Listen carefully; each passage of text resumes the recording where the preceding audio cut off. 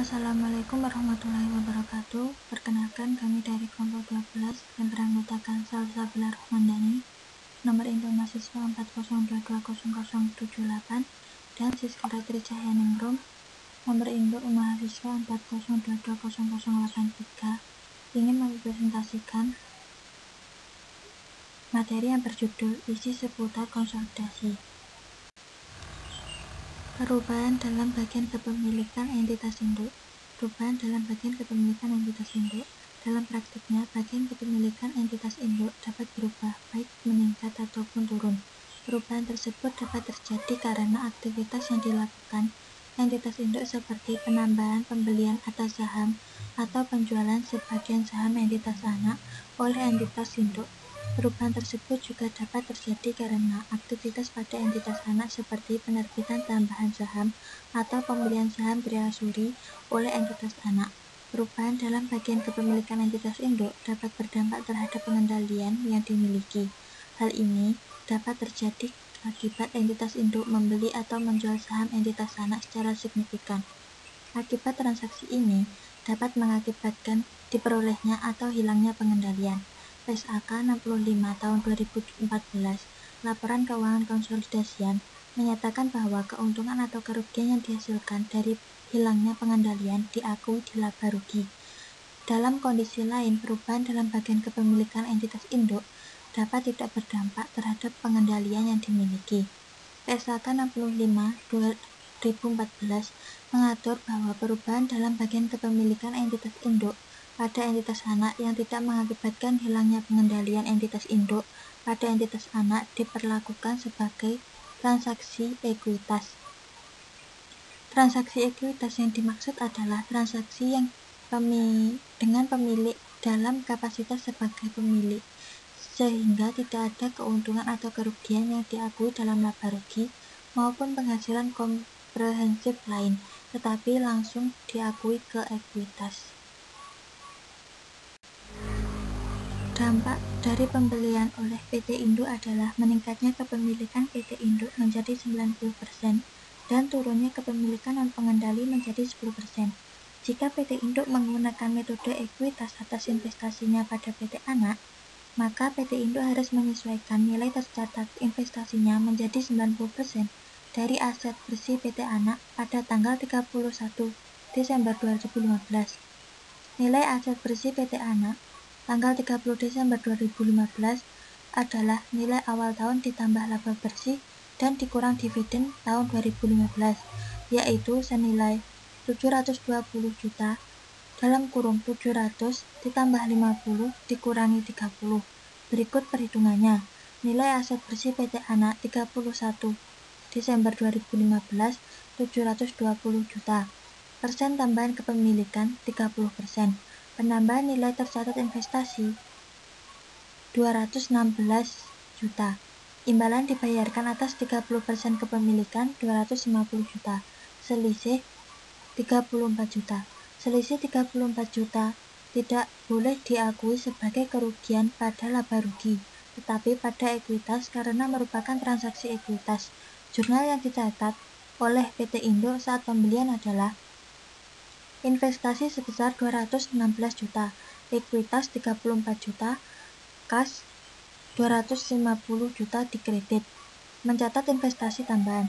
PSAK 65 tahun 2014 tidak secara eksplisit menjelaskan akun ekuitasnya yang dimaksud, namun prinsip umum dari selisih yang timbul dari transaksi dengan kepemilikan dalam kapasitasnya sebagai pemilik diakui di ekuitas sebagai tambahan modal disetor. Perlu diingat bahwa tambahan modal disetor tersebut dicatat oleh PT Induk dan bukan milik PT Anak, sehingga tidak dieliminasi dalam penyusunan laporan keuangan konsolidasian. Dalam kasus yang disebutkan, tambahan modal yang disetor PT Induk akan berkurang atau debit jika saldo tambahan modal yang disetor PT Induk sebelumnya tidak ada atau cukup, maka disesuaikan pada saldo laba. Dalam transaksi ini tidak ada pengakuan tambahan atas goodwill serta aset dan liabilitas teridentifikasi karena tidak terdapat perubahan pada substansi pengendalian. Dalam penyusunan laporan keuangan konsolidasian, diperlukan perhitungan sebagai berikut. Tabel 8.1 menunjukkan bahwa garis penambahan nilai investasi bertambah senilai 216 juta, sementara saham, biasa, dan saldo laba tidak ada perubahan. Agar jumlah pada baris tersebut bernilai 0, maka kepentingan non-pengendali dikurangi sebesar 216 juta. Nilai akhir kepentingan non-pengendali disesuaikan dengan mencerminkan perubahan kepemilikan relatifnya pada entitas anak menjadi 10%, sehingga nilainya menjadi 72 juta. Dalam kurung 10% dikali 72 juta. Pengakuan laba dan dividen PT Anak tahun 2015 masih sebesar 60% karena penambahan 30% dilakukan akhir tahun.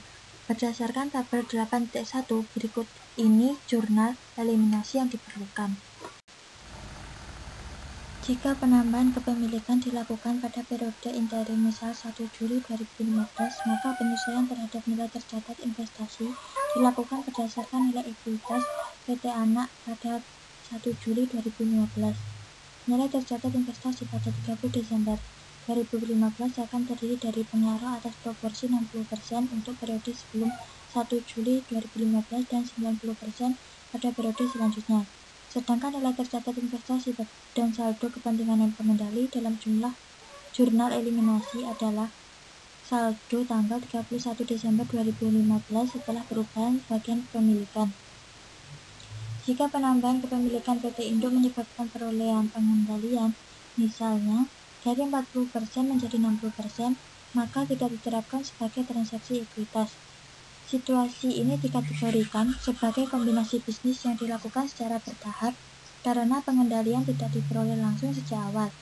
Menurut PSAK 22 revisi 2010, kombinasi bisnis dalam suatu kombinasi bisnis yang dilakukan secara bertahap, pihak pengakuisisi mengukur kembali kepentingan ekuitas yang dimiliki sebelumnya pada pihak yang diakuisisi pada nilai wajar tanggal akuisisi dan mengakui keuntungan atau kerugian yang dihasilkan. Entitas induk menjual sebagian saham kepada pihak ketiga. Entitas induk juga dapat menjual bagian kepemilikan atas entitas anak, di mana sebelumnya entitas induk telah memperoleh pengendalian. Akibat penjualan tersebut, substansi pengendalian dapat hilang atau tetap ada. Dalam perubahan dalam bagian kepemilikan induk pada entitas anak yang tidak mengakibatkan hilangnya pengendalian entitas induk pada entitas anak tersebut sebagai transaksi ekuitas. Ketika proposal ekuitas yang dimiliki oleh kepentingan pengendali dan kepentingan non-pengendali untuk mencerminkan perubahan kepemilikan relatif dalam entitas anak, entitas induk secara langsung mengakui dalam ekuitas setiap perbedaan antara jumlah tercatat kepentingan non-pengendali yang disesuaikan dengan nilai wajar imbalan yang diterima serta mendistribusikan kepada pemilik entitas induk. Contoh 8.2 entitas induk menjual sebagian saham kepada pihak ketiga. PT Induk membeli saham PT Anak sebesar 80% pada 2 Januari 2015. Pada saat itu PT Induk membayar sebesar 560 juta, yaitu sebesar proporsi nilai aset bersih PT Anak. Komposisi ekuitas aset bersih PT Anak saat itu terdiri dari saham biasa dan saldo laba, masing-masing senilai 500 juta dan 200 juta. Pada tanggal 30 Desember 2015, PT Induk menjual 160 juta. Akibat penjualan ini, kepemilikan PT Induk menjadi 60%. PT Anak melaporkan laba dan mengumumkan dividen selama tahun 2015 masing-masing sebesar 50 juta dan 30 juta. Dampak dari pembelian oleh PT Induk adalah meningkatnya kepemilikan non-pengendali menjadi 40%. Jika PT Induk menggunakan metode ekuitas atas investasinya pada PT Anak, maka PT Induk harus menyesuaikan nilai tercatat investasinya menjadi 60% dari aset bersih PT Anak pada tanggal 30 Desember 2015. Nilai aset bersih PT Anak tanggal 30 Desember 2015 terdiri dari nilai awal tahun ditambah laba bersih dan dikurangi dividen tahun 2015, yaitu sebesar 720 juta. Dari 700 juta ditambah 40 dikurangi 30 juta. Berikut perhitungannya. Nilai aset bersih PT Anak 31 Desember 2015 720 juta. Persen penjualan kepemilikan 20%. Penurunan nilai tercatat investasi 144 juta. Imbalan diterima atas 20% kepemilikan yaitu 160 juta. Selisih 16 juta. Selisih 16 juta tidak boleh diakui sebagai keuntungan di laba rugi, tetapi pada ekuitas karena merupakan transaksi ekuitas. Jurnal yang dicatat oleh PT Indo saat penjualan adalah sebagai berikut. Dalam penyusunan laporan keuangan konsolidasian, diperlukan perhitungan sebagai berikut. Tabel 8.2 menunjukkan bahwa pada baris penjualan investasi berkurang 144 juta. Sementara saham biasa dan saldo laba tidak mengalami perubahan. Agar jumlah pada baris tersebut bernilai 0, maka nilai kepentingan non pengendali ditambah 144 juta. Nilai akhir kepentingan non pengendali disesuaikan untuk mencerminkan perubahan kepemilikan relatifnya pada entitas anak menjadi 40%, sehingga nilainya menjadi 288. Dalam kurung 40% dikali 720 juta.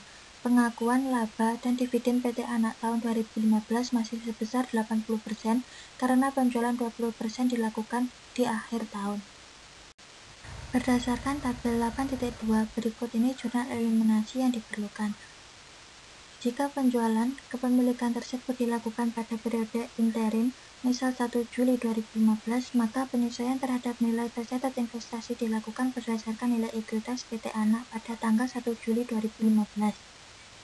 Nilai tercatat investasi pada tanggal 30 Desember 2015 akan terdiri dari pengaruh atas proporsi 80% untuk periode sebelum 1 Juli 2015 dan 60% pada periode setelahnya.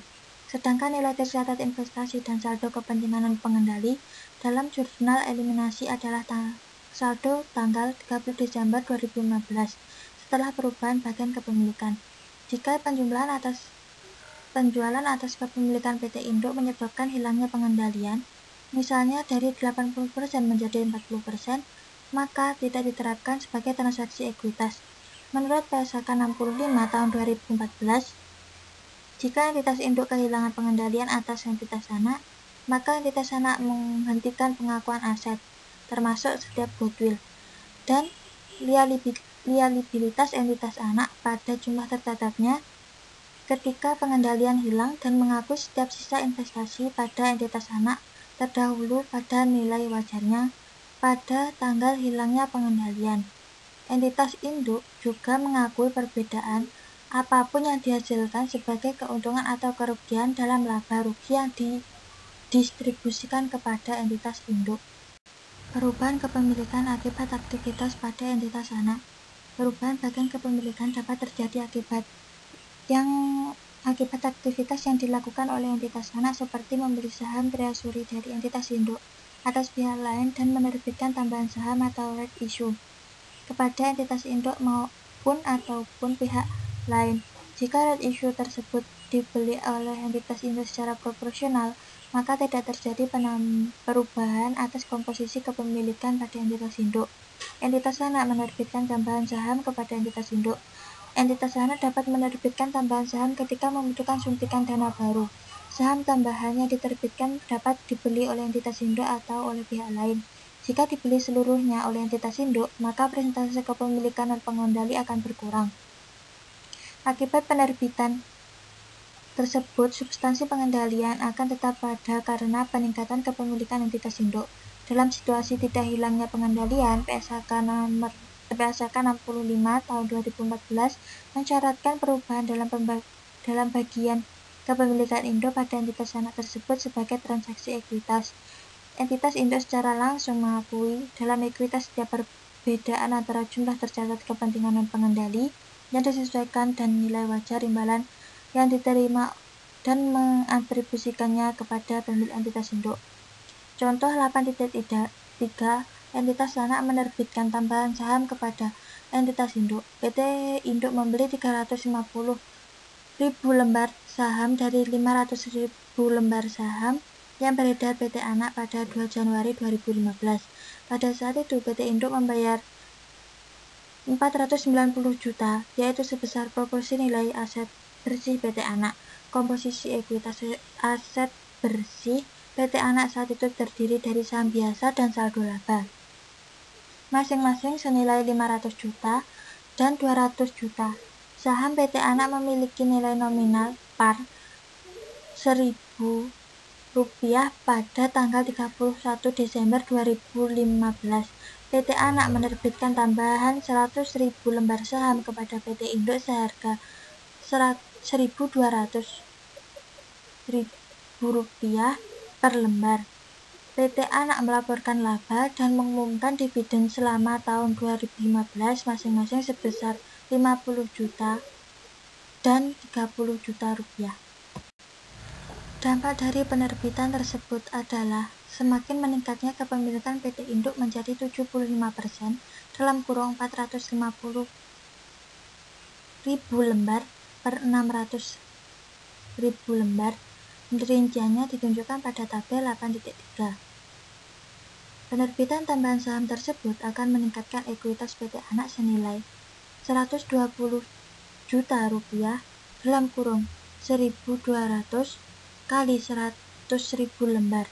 Jurnal yang dibuat PT Anak saat penerbitan adalah: jika PT Induk mencatat investasinya dengan metode ekuitas, maka presentase kepemilikan PT Induk dan juga bertambahnya ekuitas PT Anak menyebabkan nilai tercatat investasi harus disesuaikan dengan kondisi terkini. Perhitungan atas penyesuaian tersebut dapat dilihat pada tabel 8.4.